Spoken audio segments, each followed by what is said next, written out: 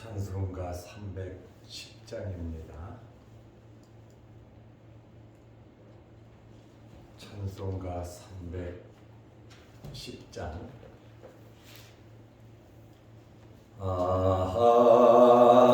하나님의 은혜로 있을 데 없는 자 왜 구속하여 주는지 난 알 수 없도다. 내가 믿고 또 의지함은 내 모든 형편 하신 주님 늘 보해 주실 것은 나는 확실히 아네. 왜 내게 구세 믿음과 또 복음 주셔서 내 마음이 항상 편한지 난 알 수 없도다. 내가 믿고 또 의지함은 내 모든 형편 아시는 주님 늘 보해 주실 것을 나는 확실히 아네. 왜 내게 성령 주셔서 내 마음 감동해 주 예수 믿게 하는지 난 알 수 없도다. 내가 믿고 또 의지함은 내 모든 형편 아시는 주님 늘 보해 주실 것을 나는 확실히 아네. 주 언제 강림하실지 혹밤에 온낮에 또 주님 만날 그곳도 난 알 수 없도다. 내가 믿고 또 의지함은 내 모든 형편 아시는 주님 늘 보해 주실 것을 나는 확실히 아네. 아멘. 사도신경으로 우리의 신앙을 고백하겠습니다. 전능하사 천지를 만드신 하나님 아버지를 내가 믿사오며 그 외아들 우리 주 예수 그리스도를 믿사오니 이는 성령으로 잉태하사 동정녀 마리아에게 나시고 본디오 빌라도에게 고난을 받으사 십자가에 못 박혀 죽으시고 장사한 지 사흘 만에 죽은 자 가운데서 다시 살아나시며 하늘에 오르사 전능하신 하나님 우편에 앉아 계시다가 저리로서 산 자와 죽은 자를 심판하러 오시리라. 성령을 믿사오며 거룩한 공예와 성도가 서로 교통하는 것과 죄를 사하여 주시는 것과 몸이 다시 사는 것과 영원히 사는 것을 믿사옵나이다. 아멘. 하나님의 말씀 누가복음 2장 25절에서 27절 말씀까지 보겠습니다. 예루살렘에 시므온이라 하는 사람이 있으니 이 사람은 의롭고 경건하여 이스라엘의 위로를 기다리는 자, 성령이 그 위에 계시더라. 그가 주의 그리스도를 보기 전에는 죽지 아니하리라 하는 성령의 지시를 받았더니 성령의 감동으로 성전에 들어가매 마침 부모가 율법의 관례대로 행하고자 하여 그 아기 예수를 데리고 오는지라. 아멘. 27절 말씀까지 보았습니다. 오늘은 예수님을 만난 시므온에 대한 말씀을 드리려고 합니다. 시므온이라고 하는 이름은 유대 사회에 굉장히 흔한 이름입니다. 시므온이라고 하는 이름의 뜻은 내 고통을 들으셨다라는 그러한 뜻입니다. 야곱의 아내 레아가 첫째 아들 르후벤을 낳고 둘째 아들 시므온을 낳고 이름을 시므온이라 그랬어요. 내 고통을 들으셨다.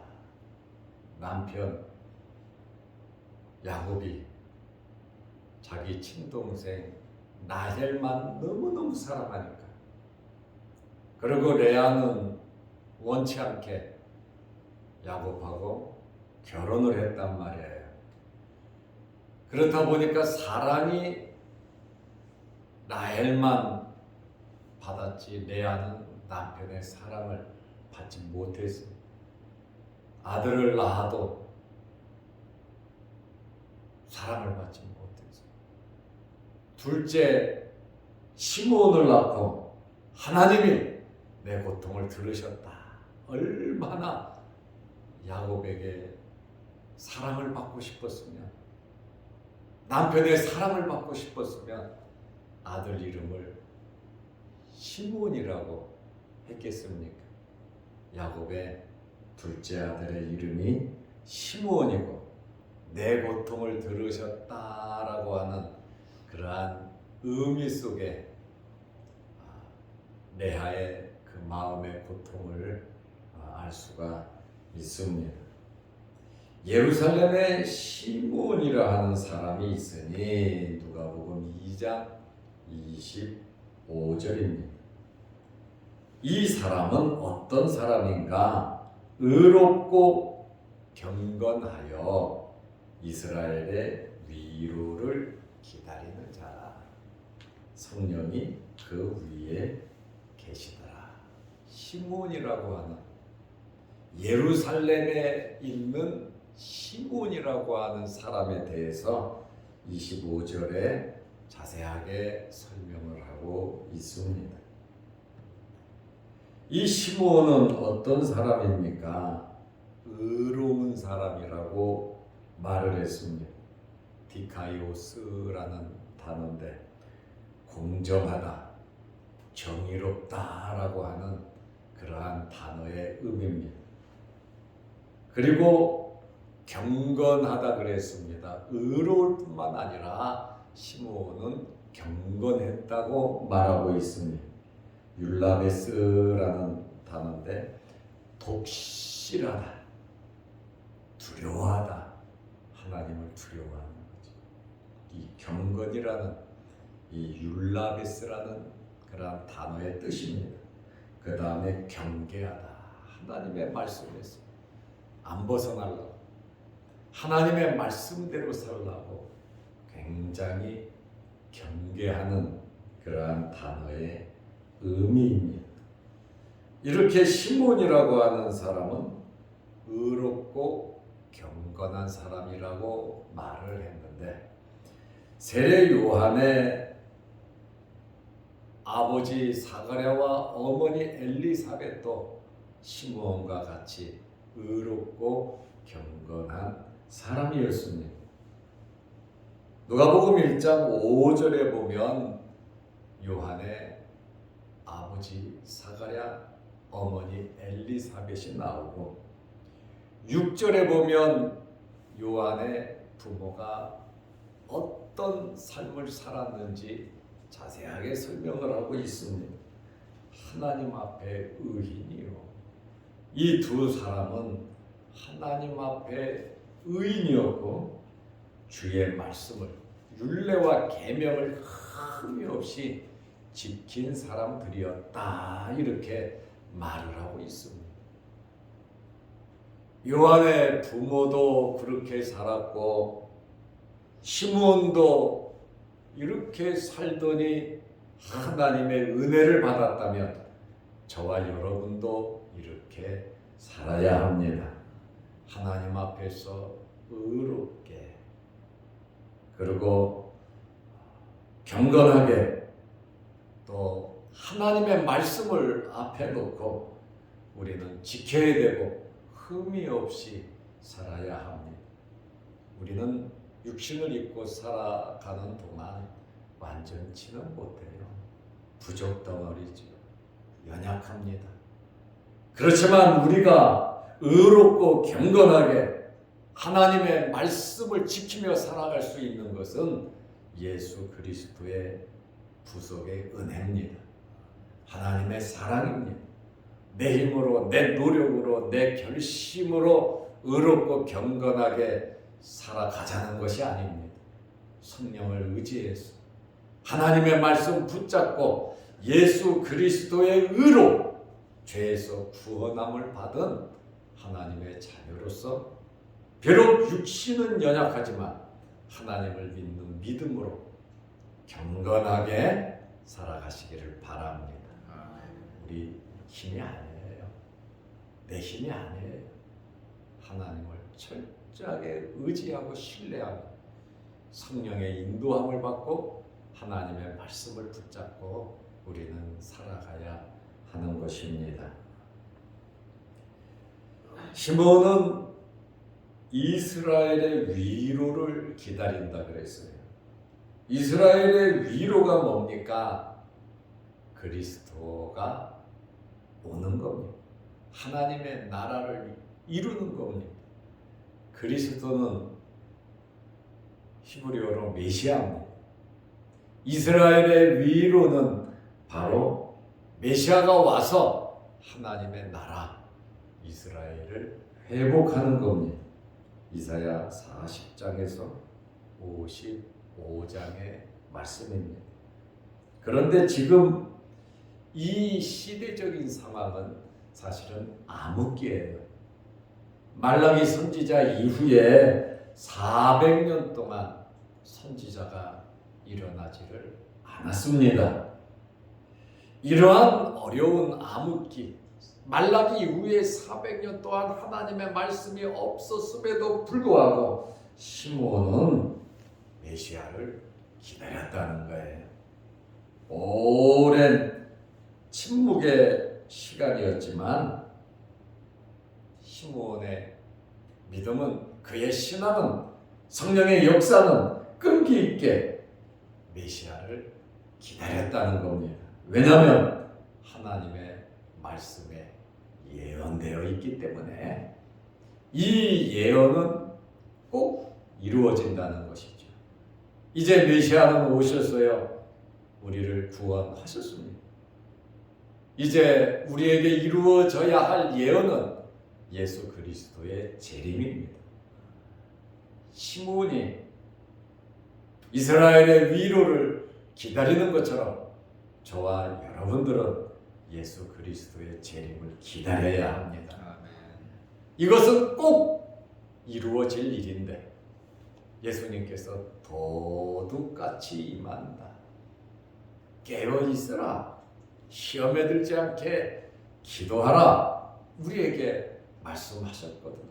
깨어있는 종이 주인의 즐거움에 참여할 수 있다고 말씀하셨어요. 그러니까 우리는 항상 깨어 있어야 하는 것입니다.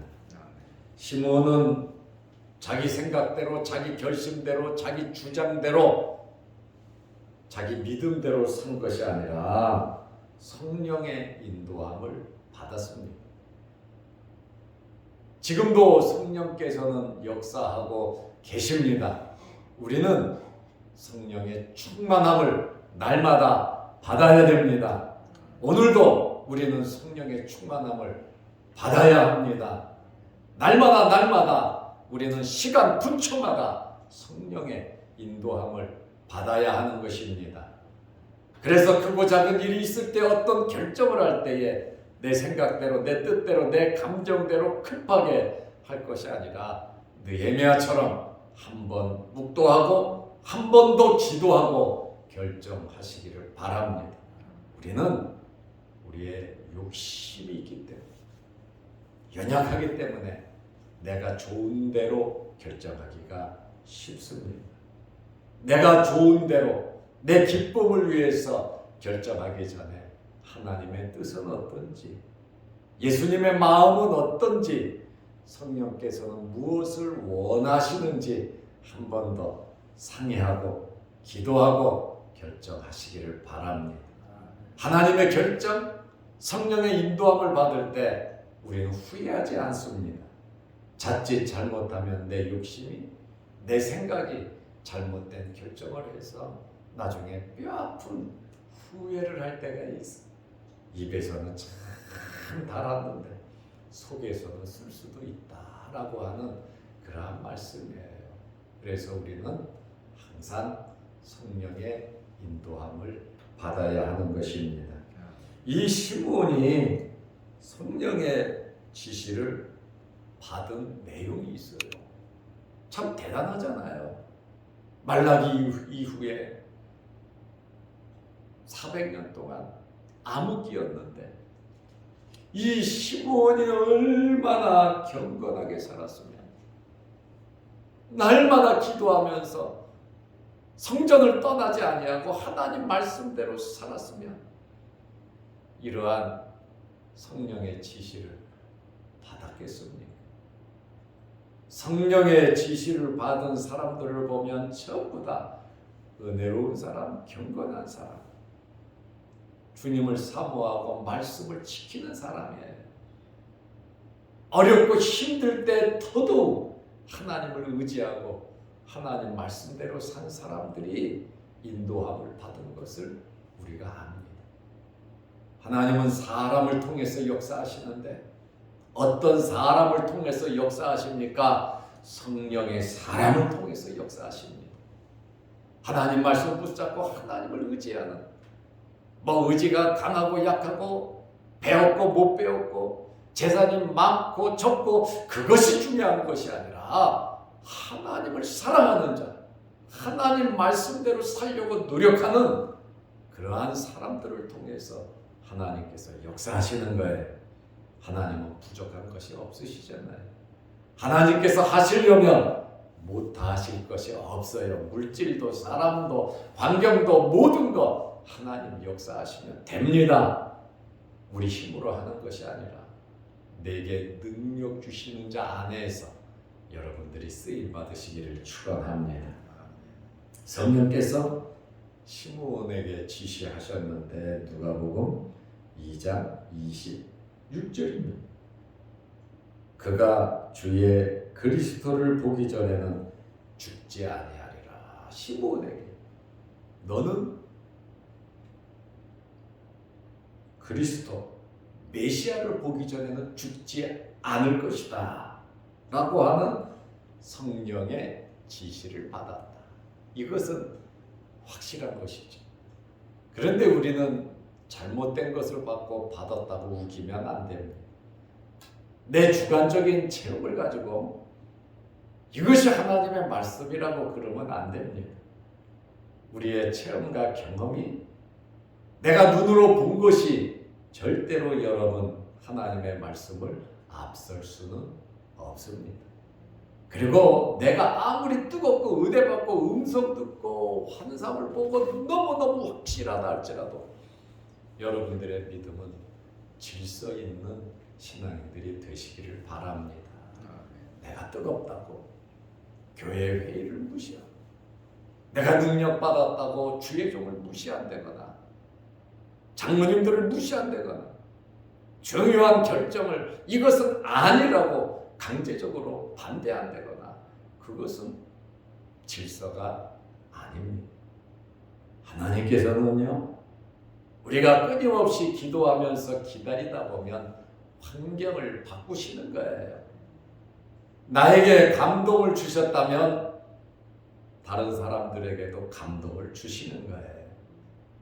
장로님들에게도, 권사님들에게도, 우리 집사님들에게도, 기도하는 사람에게 성령께서 감동하시기 때문에 나하고 생각과 뜻이 다르다고 해서 비판하거나 비방하거나 욕을 하거나 원망 불평하거나 머뭇머뭇해서는 안 됩니다.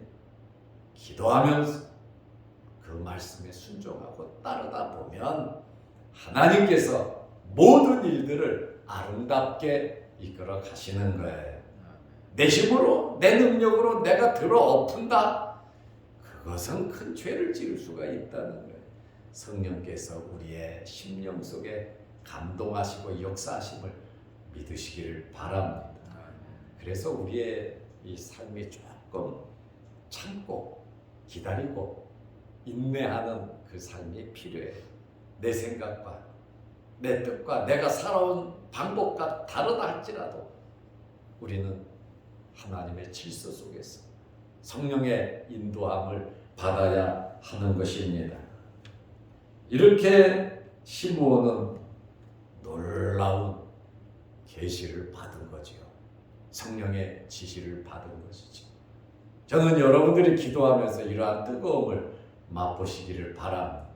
이러한 은혜와 뜨거움이 있을 때 더욱더 하나님의 말씀에 순종하게 되고 헌신하고 봉사하고 우리 주변의 크고 작은 문제들이 해결이 됩니다. 시므온과 같이 끊임없이 기도하고 조금 더 기다리시기를 바랍니다. 우리가 조급하게 모든 것을 생각하고 일을 이루다 보면 실수할 수 있고 하나님의 영광을 가릴 수가 있어요. 그렇다고 너무 만만디하게 너무 늦게 움직이고 행동해서도 안 돼. 정해진 시간에 아름답게 써야 된다는 거죠. 예수님께서 오후 3시에 십자가에서 돌아가셨을 때 6시가 되면 그대로 달려 있어야 돼. 그 3시간 동안 아리마대 요셉이 얼마나 노력하고 애쓰고 뛰어다녔습니까?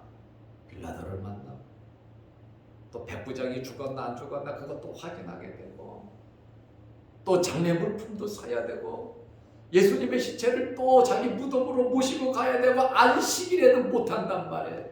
그 3시간 한 2시간 정도 아리마대 요셉이 얼마나 그 시간 안에 노력을 하고 애를 썼습니까?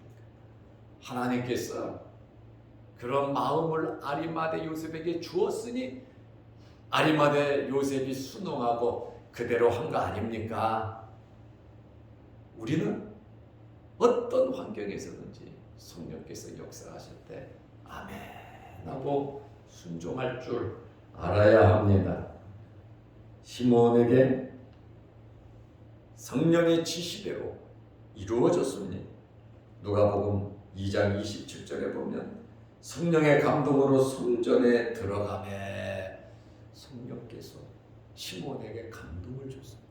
어디로 이끄셨습니까? 성전으로 들어갔다. 내가 들어갔는데, 내가 했는데, 내가 성전에 들어가고 싶어서 들어갔는데, 오늘 성경은 뭐라고 말합니까? 성령의 감동으로 성전에 들어가매. 그렇죠? 여러분, 성령께서 시간 또 정확한 타이밍에 역사하심을 믿으시기 바랍니다.